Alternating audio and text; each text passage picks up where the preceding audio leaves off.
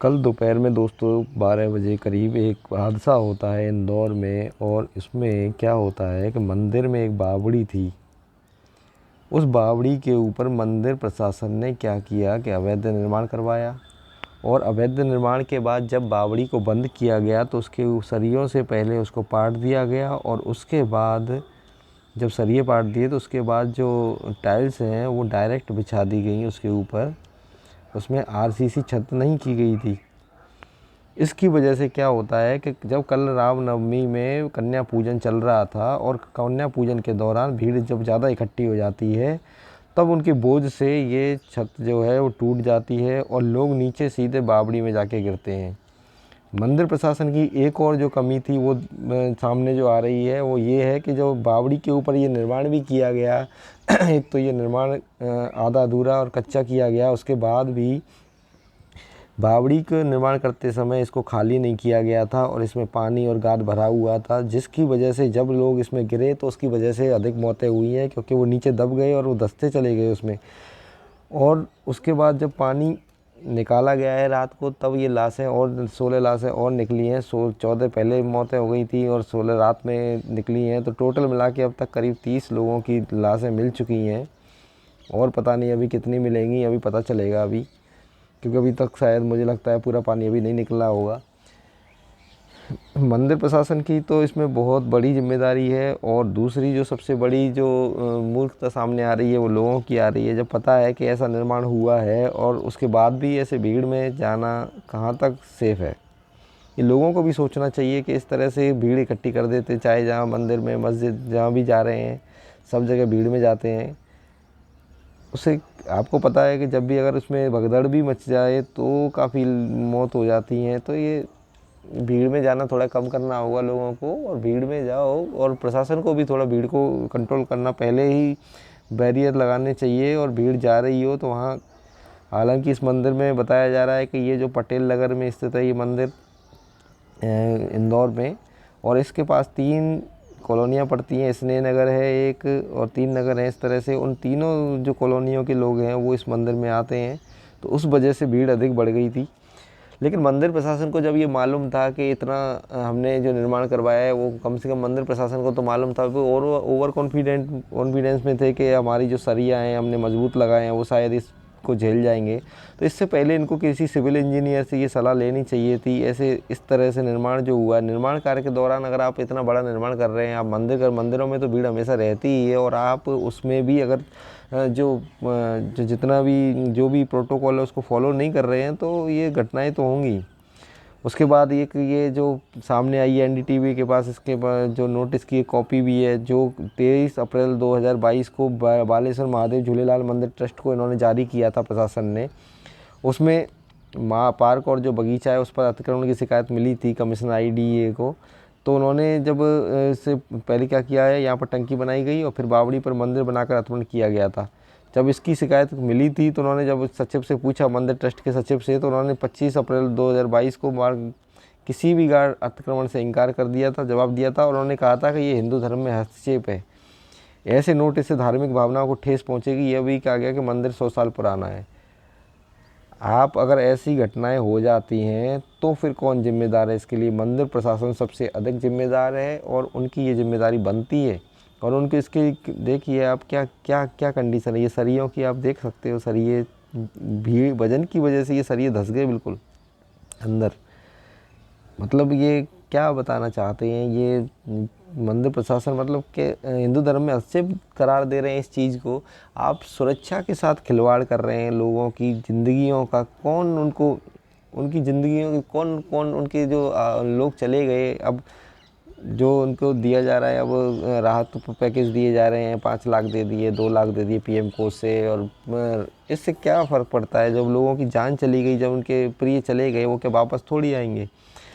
आप मतलब ये इस पैसे को जो पीछे दिए जाते हैं, इस पैसे को पहले अगर खर्च कर लिया जाए। पर मंदिर प्रशासन के पास तो वैसे ही पैसों की कोई कमी नहीं होती है, भर भर के चंदा आता है लोग। उसके बाद भी आप इस तरह की अगर ये सुरक्षा में इस तरह के वो करोगे तो ये हादसे होते रहेंगे, और इन हादसों की वजह से मासूम लोगों की जानें जाती रहेंगी। इसमें सबसे अधिक बच्चे और महिलाएं और बूढ़ों का मौतें होती हैं, और उनकी बुज़ुर्ग लोगों की जो मौतें होती हैं, इनमें उनको सोचना होगा कि इस तरह से ना हो, और ये सुरक्षा का पूरा ध्यान रखा जाए और भीड़ को भी कंट्रोल किया जाए। और ऐसे जब इस तरह से अतिक्रमण किया जा रहा है, अतिक्रमण करना ठीक है, अतिक्रमण कर लिया, उसके बाद आप कह रहे हो कि हिंदू धर्म में हस्तक्षेप है।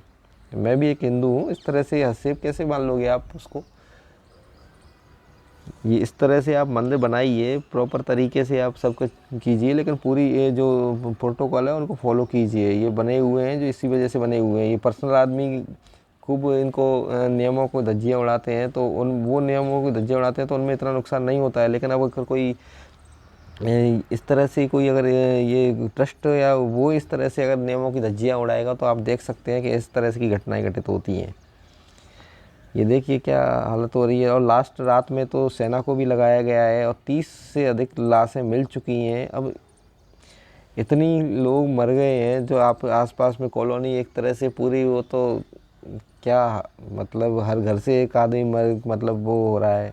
उसके बाद भी ये जख्मी जो हॉस्पिटल में भर्ती हैं, उनकी भी तो ज़िंदगी बर्बाद हो गई। किसी का हाथ टूटा, किसी का पैर टूटा, किसी का कोई रीढ़ की हड्डी में चोट आ गई, उनकी ज़िंदगी भी बर्बाद सी ही है।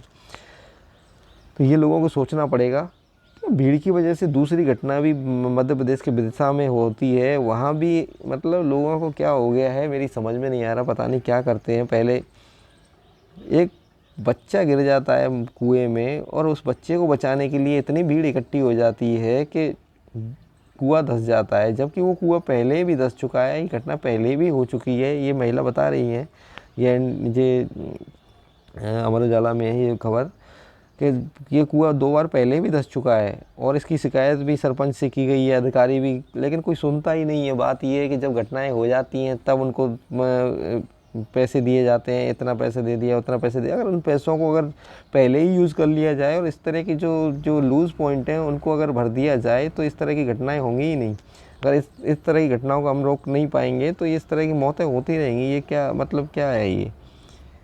जब इतना खतरनाक कुआं है, और उसके बाद आप लोगों पे इतना भीड़ लगा रहे हो कुएं के चारों तरफ। अब आप जो बचाने वाले हैं वो बचाएं, जो उसमें इतने और लोगों को तो दूर रहना चाहिए था कुएं से, वो सब के सब गिर जाए। आप 20 लोग करीब गिर गए इसमें, 20 से 25 के बीच में, और चारों की तो मौत अभी तक की खबर आ रही है।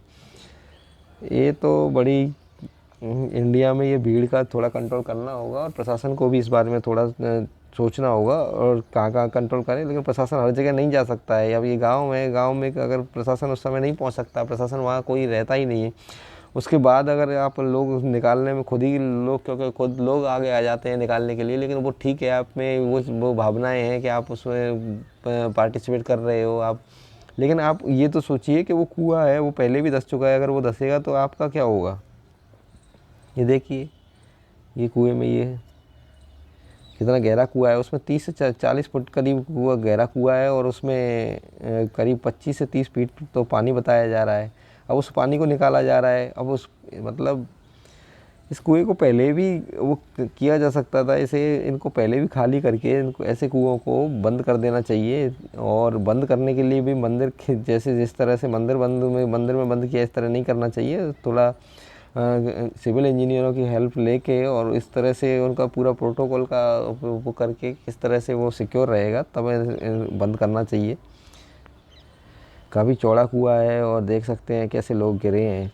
धंसना तो स्वाभाविक है। आप आसपास की जो मिट्टी होती है वो वैसी ही हल्की होती है, और उस पर आप इतनी भीड़ अगर एक साथ इकट्ठी होगी तो वो कहाँ से झेल पाएगी?